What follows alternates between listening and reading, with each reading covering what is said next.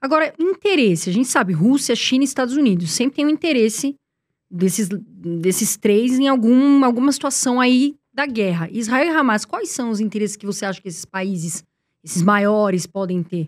Olha, eu tendo a entender o seguinte: Israel é um país que, apesar de ter uma relação muito próxima e estratégica com os Estados Unidos, Israel tem uma cultura, uma tradição, um sistema muito diferente dos Estados Unidos em vários sentidos, né? Israel é um país que foi fundado por socialistas comunistas, é um país que a esquerda dominou durante 30 anos, é um país que mesmo depois da modernização da economia, de se transformar num país mais liberal, no sentido de empresas e competição e competitividade, o trato social, né, assistência social, o trato social é muito forte em Israel. Muito mais forte que no Brasil. E isso estou falando, governos de direita em Israel fizeram mais coisas sociais do que a esquerda no Brasil fez. No sentido de diminuir valores, de diminuição de impostos, no sentido de para populações mais carentes. Eu estou falando de aumento de impostos de pessoas que têm mais dinheiro, aumento de impostos de IPTU para quem tem mais de 3 apartamentos e usa como especulação, o apartamento fica vazio para subir o preço, porque é caríssimo o apartamento em Israel, para metro quadrado. Então você tem um monte de medidas, eles limitam o valor de bônus que diretores gerais de banco podem ganhar, porque se o diretor do banco ganha, sei lá, ele ganha 500 milhões num ano de bônus, ele está ganhando em detrimento do quê? De juros da população. E mesmo que o banco seja privado e tenha um tipo de regulador, o regulador fala, você não pode ganhar dinheiro em detrimento da população porque o bem comum é maior. E isso é um absurdo para pessoas que são muito liberais na economia aqui do Brasil. E, obviamente, que eu acho que até a esquerda brasileira teria muita dificuldade de aprovar uma coisa dessa aqui. Em Israel, a direita que fez. O Likud. Então, eu estou querendo dizer que é muito diferente dos Estados Unidos nessa visão. Então, assim, Israel tem 1 milhão de russos que vivem em Israel. Pessoas que falam russo. A terceira língua mais falada em Israel primeiro é hebraico, depois é árabe e depois é russo. Você tem cidades inteiras que os outdoors são em russo, né? Pequenas cidades, porque veio muitos refugiados da União Soviética antes da fundação do Estado, pela perseguição de Stalin aos judeus, ou até antes, por causa da Revolução Soviética, mesmo uma vez que o comunismo raiz ele é antissemita, ele é contra religiões, ele é contra os judeus. A resposta do comunismo raiz pro antissemitismo era a assimilação total das pessoas. Eles entendiam o judaísmo como uma seita medieval. Então, os judeus não podem mais ser judeus, eles precisam ser outra coisa. Eles precisam se, entre aspas, modernizar. Então, muitos judeus fugiram de lá. E depois, os judeus, depois que acaba a União Soviética, eles fogem. Em 89 e 90, vem um monte de gente da Ucrânia, dos antigos países da União Soviética e da própria Rússia, vão para Israel como lar nacional do povo judeu fugidos porque eles não podiam sair do país, né, até o fim da União Soviética.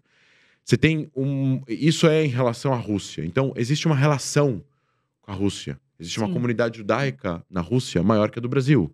Existe uma relação da Rússia com pessoas que lutaram no Exército Vermelho contra Hitler, que depois foram para Israel. Tem até uma história de que o Putin tinha uma professora judia, que ela se aposentou, ela foi para Israel, ele comprou um apartamento para ela morar lá até ela falecer. Então, tem umas histórias assim. China. China é um país que tem tanto China quanto Rússia, eles têm uma questão anti-americana. É a questão do mundo multipolar. Não é os Estados Unidos que tem que liderar, não é os Estados Unidos que tem que ser a polícia do mundo, não é os Estados Unidos que tem que fazer todos os acordos. Nós também somos importantes e a gente precisa dividir essa responsabilidade com os Estados Unidos. A maior parte do mundo livre entende os Estados Unidos como o líder do mundo livre, uma vez que a China e a Rússia não são livres. Faz sentido. Agora, os países são pragmáticos e trabalham através de interesses nacionais. Israel, assim como o Brasil, assim como a Indonésia, assim como a Tailândia, tem relação com todos os países que podem ter para poder ter mais comércio, assim aumenta o seu PIB e você tem mais envergadura para fazer mais coisas dentro do seu país. A China tem ótimas relações com Israel, mas ótimas relações com o Irã e ótimas relações com a Rússia e ótimas relações com a Coreia do Norte, entendeu? Então, assim, a China investiu dinheiro em Israel, a China comprou o porto de Haifa, a China tem um monte de empresas de startup, a China tem milhares de israelenses que investem dinheiro na China, em startups, em comércio e fábricas de coisas e tal. Então tem uma relação boa. E os chineses respeitam muito a cultura judaica e os israelenses. Ao mesmo tempo, a China tem que se colocar sempre de uma certa forma antagônica aos Estados Unidos, porque os interesses dos Estados Unidos são contra os interesses chineses. Então, muitas vezes que a China vota, não é que ela está votando contra Israel na ONU, ela está votando contra os Estados Unidos. Mas não necessariamente é um voto contra Israel por motivos ideológicos.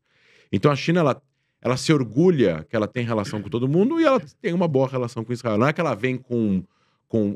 A China é muito menos agressiva em relação a Israel do que o Catar, por exemplo. O Catar já é diferente. O Catar é um país árabe, muito pequeno, de 300 mil pessoas, isolado, né?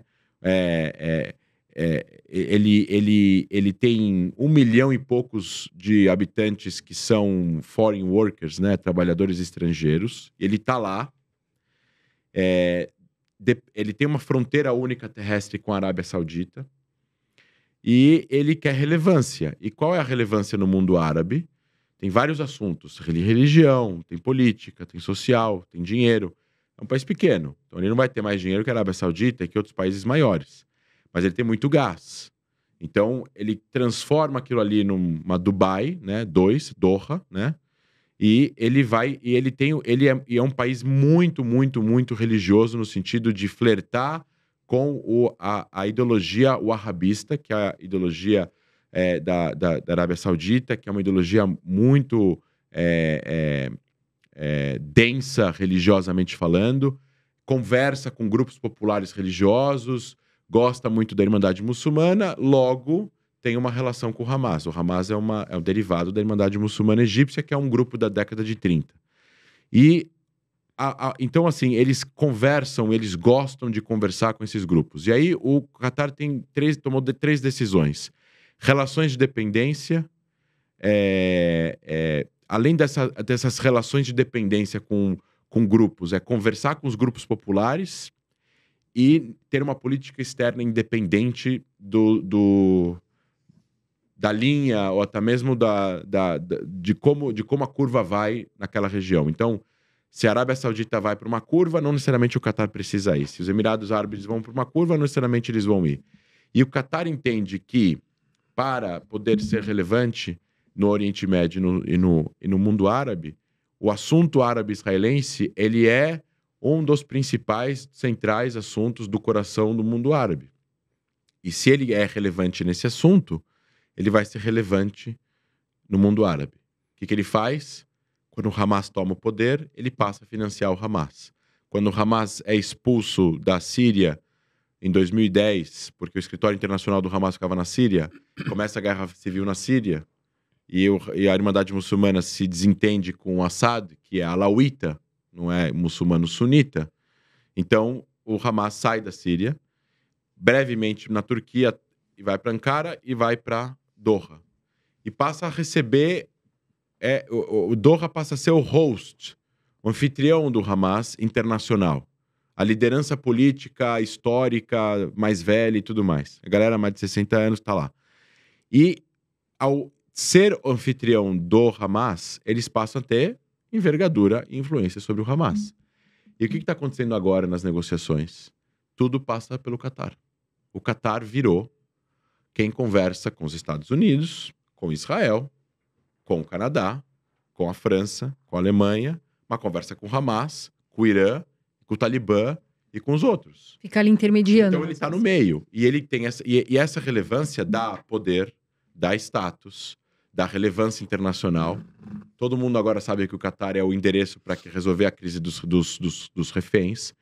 O chefe do Mossad do Serviço Secreto de Israel está em Doha agora negociando a lista final, que já foi autorizada, parece que há poucas horas atrás. Enfim, você tem toda uma estrutura de um país de 300 mil pessoas. Eles criaram Al Jazeera, que é um canal que custa 20 bilhões de dólares por ano para eles, que é um canal em árabe super, super, super conservador no sentido religioso, uma coisa muito mais tradicional dentro do Oriente Médio.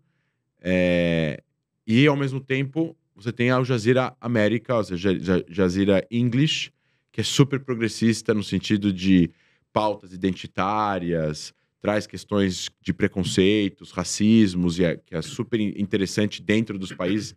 Eles são a voz de muitos problemas sociais que existem dentro dos países como Europa, Estados Unidos, e um viés extremamente anti-Israel, mas extremamente anti-Israel.